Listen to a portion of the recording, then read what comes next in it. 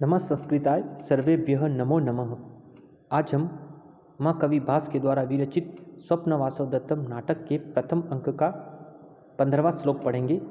प्रस्तुत श्लोक में योगेंद्रायन अपने मनोभावों को अभिव्यक्त कर विचार कर रहा है कि इस समय महाराज की सेवा शुश्रूषा में लगा हुआ जो मंत्री रुमणवान है उसके ऊपर सारे राज्य का भार आ गया है। मेरा कार्य भार तो कुछ कम हो गया है, लेकिन इस समय महाराज उज्जैन की सेवा शुश्रूषा में जो मंत्री लगा हुआ है उसका कार्यभार बढ़ गया है, क्योंकि राजा जिसके अधीन होता है सारा राज्य का कार्यभार भी उसके ही अधीन हो जाता है। इस तरह से इस वाले श्लोक में योगेंद्रायन अपने मनोभावों को उद्घाटित कर मन में विचार कर रहा है।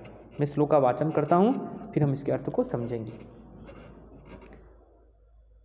सविश्रमोहायं भारः प्रसक्त सतस्य तु श्रमः तस्मिन् सर्वं दीनं हि यत्राधीनो नराधिपः। क्या विचार कर रहा है योगेंद्रायन? सविश्रमोहा अयम भारः प्रसक्त सतस्य तु श्रमः तस्मिन् सर्वं दीनं हि यत्रा अधीनो नराधिपः। प्रस्तुत श्लोक का जो अन्वय होगा वह इस तरह से होगा। ही अयम भारः सविश्रमः तस्य तु श्रम प्रसक्तः ही तस्मिन् सर्वम अधीनम यत्र नराधिपः अधीनः। ही यानी क्योंकि अयम भारः यानी मेरा जो भार है सविश्रमः यानी वो विश्राम से युक्त हो गया, यानी कुछ कम हो गया। यानी योगेंद्रायन कह रहा है कि मैंने जो योजना बनाई थी, गुप्त योजना बनाई थी कि वासव दत्ता के जल मरने की झूठी खबर फैलाकर वासव दत्ता को पद्मावती के पास धरोहर के रूप में रखना, और पद्मावती ने उसको धरोहर के रूप में रखने को स्वीकार कर लिया। तो मेरी जो गुप्त योजना थी महाराज के खोए हुए राज्य को प्राप्त करने की, उसका थोड़ा सा भार कुछ कम हो गया। मेरी योजना अपनी सफलता की ओर अग्रसर हो रही है। उसी संदर्भ में बताया ही अयम भार सविश्रमः यानी मेरा जो भार है सविश्रम यानी विश्राम से युक्त हो गया, कुछ कम हो गया। किंतु तस्य तु श्रम प्रसक्तः किंतु उसका भार बहुत अधिक बढ़ गया। उसका श्रम का अर्थ परिश्रम, उसका भार है जो बढ़ गया। यानी मंत्री जो रुमणवान है उसका जो प्रजा की रक्षा रूपी जो भार है, राजा की रक्षा रूपी जो भार है वह बहुत अधिक बढ़ गया है। वह बहुत अधिक उसके ऊपर जिम्मेदारी आ गई है, क्योंकि ही तस्मिन् सर्वम अधीनम।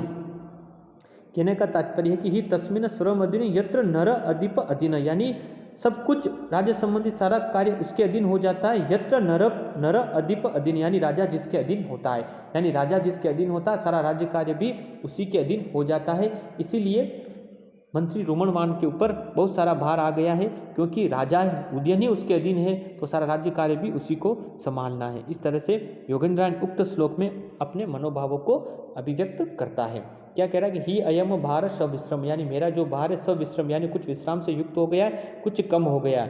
तस्य तु श्रम प्रसक्तः लेकिन रुमणवान का जो भार है वह कुछ श्रम से हो गया यानी और अधिक बढ़ गया है। ही यानी क्योंकि तस्मिन् सर्वम अधीनम यत्र नर अधिप अधीन यानी राजा जिसके अधीन होता है राज्य संबंधी सारा कार्य भी उसी के अधीन हो जाता है।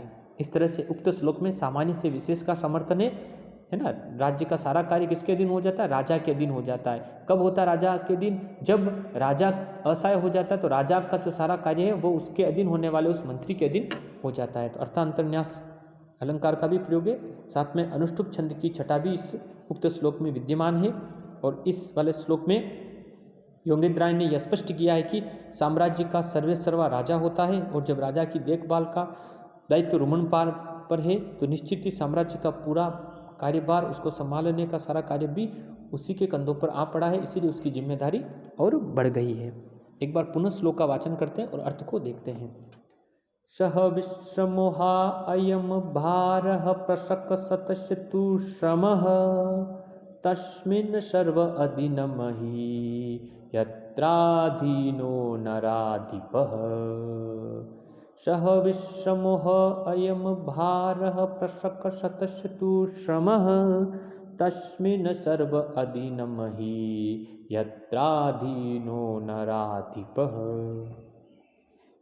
क्या कह रहा है कि ही अयम भार सविश्रम यानी मेरा जो भार है वह सविश्रम यानी कुछ विश्राम से युक्त हो गया है, कुछ कम हो गया है। किंतु तस्य तु श्रम प्रशक्तः, किंतु रुमणवान का जो भार है वो और अधिक बढ़ गया, वो अधिक परिश्रम से युक्त हो गया। ही तस्मिन, क्योंकि सर्वम अधीनम यानी राजा जिसके अधीन होता, यत्र नर अधिपम यानी राजा जिसके अधीन होता, ही तस्मिन सर्वम अधीनम यानी सारा कार्यभार भी उसके ही अधीन हो जाता है।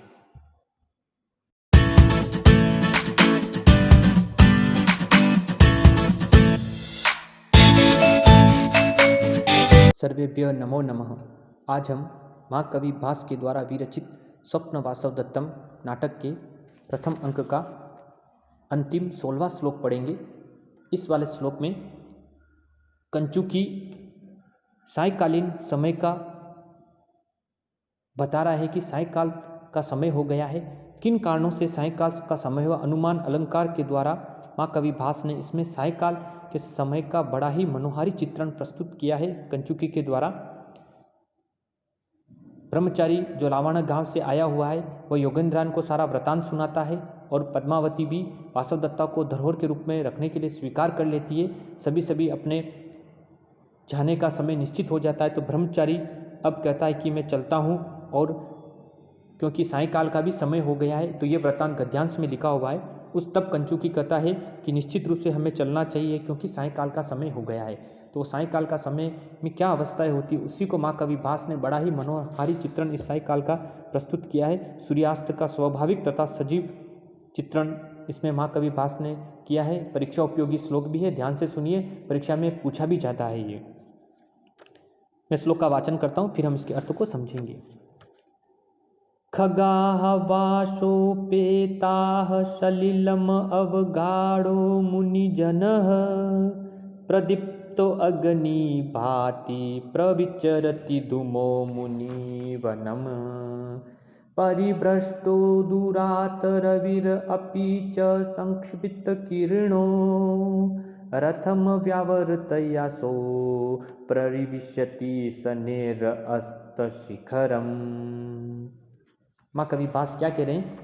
खगाः वाशोपेताः सलिलम अवगाढ़ो मुनिजनः प्रदीप्तो अग्नि भाति प्रविचरति धूमो मुनिवनम् परिभ्रष्टो दूरात् रविर अपि च संक्षिप्त किरणो रथम व्यावर्तयासो प्रविशति शनेर अस्त शिखरम। प्रस्तुत श्लोक का जो अन्वय होगा वह इस तरह से होगा। खगाः वाशोपेताः मुनिजनम सलिलम अवगाढ़ः प्रदीप्त अग्नि भाति धूमः मुनिवनम प्रविचरति दूरात् परिभ्रष्टः असो रविः अपि संक्षिप्त किरणः सनरथम व्यावर्तयः शनय अस्त शिखरम प्रविशति। खगा, खगा का होता है पक्षी, पक्षी गणों के संदर्भ में। खगा यानी पक्षीगण, वासोपेताः, वासोपेता का अर्थ होता है यहाँ पर उनके रहने का स्थान। पक्षी कहाँ रहते हैं? घोंसलों में रहते हैं। इसीलिए कह रहे कि खगाः वासोपेताः यानी पक्षी अपने निवास स्थान में चले गए, यानी पक्षी अपने घोंसलों में चले गए हैं। मुनिजनः यानी जो मुनिजन है वे सलिल, सलिल का अर्थ होता है जल, मुनि जल सलिलम अवगाढ़ः यानी मुनि जल क्या हो रहे? जल में अवगाढ़ यानी जल में प्रविष्ट हो गए हैं, यानी जल में स्नान करने लगे। क्योंकि सायकाल का समय हो गया, संध्या वदन का समय हो गया है ना। संध्या वदन में भी क्या जाता है? सूर्य को अर्पण तर्पण किया जाता है, सूर्य को अर्घ्य अर्पित किया जाता है, उसके संदर्भ में आ रहा है। इसलिए कह रहे कि मुनिजन सलिलम अवगाढ़ः यानी मुनिजन भी क्या हो गए? सलील यानी जल में अवगाढ़ित हो गए, स्नान करने लग गए। और प्रदीप्त अग्निर भाति, प्रदीप्त अग्नि भाति, और क्या हो रहा है?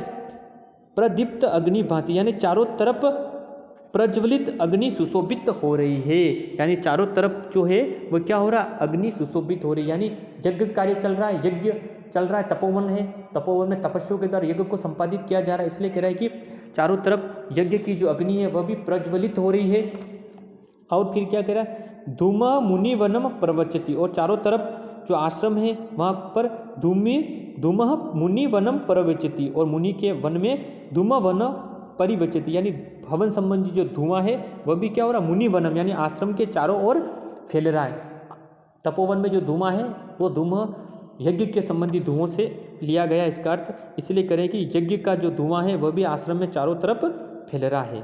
फिर कह रहे हैं दूरात परिभ्रष्ट, दूरात परिभ्रष्ट यानी दूर से, है ना। परिभ्रष्ट का अर्थ होता है गिरा हुआ, यानी दूर से गिरा हुआ, यानी दूर से नीचे आया हुआ, क्योंकि जब सूर्य अस्ताचल की ओर जाता है तो किस तरह से वह ऊपर से अधोपतन की ओर अग्रसर हो रहा है। उसी संदर्भ में माँ कवि भास बता रहे हैं कि दूरात यानी दूर से, परिभ्रष्ट यानी गिरा हुआ, नीचे आया हुआ, रवि है, रवि यानी सूर्य, अपि यानी भी संक्षिप्त किरण यानी अपनी किरणों को संक्षिप्त कर रहा है, छोटा कर रहा है, किरणों को क्या कर रहा है, समेट रहा है। जब उसने सूर्योदय के समय जो किरणें इस सारी प्रकृति के अंदर चलायमान की थी, फैलाई थी, अब वो उन किरणों को क्या कर रहा है, अस्ताचल के समय किरणों को पुनः वापस क्या कर रहा है, अपने अंदर समेट रहा है, अपने में समेटे हुए, संक्षिप्त किरणों को समेटे हुए, और रथम, और अपना क्या करे, रथ को, है ना, जिस रथ पर बैठकर वह सूर्योदय के समय आता है उसी के रथ को व्यावर्त यानी लौटाकर, सने सने यानी धीरे धीरे, सने का अर्थ धीरे, यानी धीरे धीरे अस्त शिखरम यानी अस्ताचल के शिखर की ओर, यानी अस्ताचल की चोटी पर प्रविशति यानी जा रहा है। कहने का तात्पर्य है कि वह सूर्य भी संक्षिप्त किरण यानी अपनी किरणों को संक्षिप्त करते हुए, समेटे हुए, और रथम व्यावर्त यानी अपने रथ को लौटाकर, स्नेह, स्नेह का अर्थ धीरे धीरे, अस्त शिखरम यानी अस्ताचल की चोटी पर प्रविशति यानी जा रहा है, अस्ताचल की ओर अग्रसर हो रहा है। पुनः एक बार अर्थ को देखिए, खगाह वासोपेता यानी पक्षीगण जो है वह अपने घोंसलों में चले गए हैं। मुनिजन सलिलम अवगाढ़, मुनिजन है वो जल में अवगाढ़ित हो गए यानी जल में स्नान करने लग गए हैं। प्रदीप्त अग्निर भाति, चारों तरफ यज्ञ संबंधी अग्नि प्रज्वलित हो रही है। धूमह मुनिवनम प्रवचति, और आश्रम में यज्ञ संबंधी धुआं भी प्रविचति, चारों तरफ फैल रहा है। दूरात परिभ्रष्ट यानी दूर से घिरा हुआ, असो रवि यानी जो सूर्य है वह भी अपनी संक्षिप्त किरण, अपनी किरणों को समेटे हुए। सनम रथम, और अपने रथ के वेग को रोककर, व्यावर्त यानी रथ को लौटाकर, यानी अपने रथ के वेग को उसने रोक लिया है सूर्य, यानी अब उसने अपना प्रकृति की चारों तरफ जो घूमने यानी चलायमान होने का जो कार्य है उसको उसने क्या कर दिया, बंद कर दिया, रोक दिया है। अब पुनः अपने रथ के वेग को लौटाकर, व्यावर्त का अर्थ लौटाकर, स्नेह अस्त शिखरम प्रवशति, धीरे धीरे वह अस्त शिखरम यानी अस्ताचल की ओर प्रवेश कर रहा है, अस्ताचल की ओर जा रहा है। इससे प्रतीत होता है कि सायंकाल का समय होने चला। इस तरह से कंचुकी ये बता रहा है कि सायंकाल का समय हो गया। निष्क्रांत सर्वे, इस तरह से सभी निकल जाते। इति प्रथमो अंक, ये स्वप्नवासवदत्तम का प्रथम अंक हमारा समाप्त हो जाता है। इस श्लोक प्रथम अंक में अपने 16 श्लोक पढ़े हैं। इन 16 श्लोकों में से ही व्याख्याएं आती है। इसमें से 4-5 श्लोक बहुत परीक्षा उपयोगी है, इसीलिए हमें इन सभी श्लोकों को देखना है। एक बार पुनः श्लोक का वाचन करता हूँ और अर्थ को एक बार पुनः देखते हैं। परीक्षा उपयोगी है इसलिए एक बार पुनः देखें इसको। खगाह वाशोपेताः सलिलम अवगाढ़ो मुनिजनः, प्रदीप्तो अग्नि भाति प्रविचरति धूमो मुनिवनम, परिभ्रष्टो दूरात रविर अपि च संक्षिप्त किरणो, रथम व्यावर्तयासो प्रविशति सनेर अस्त शिखरम।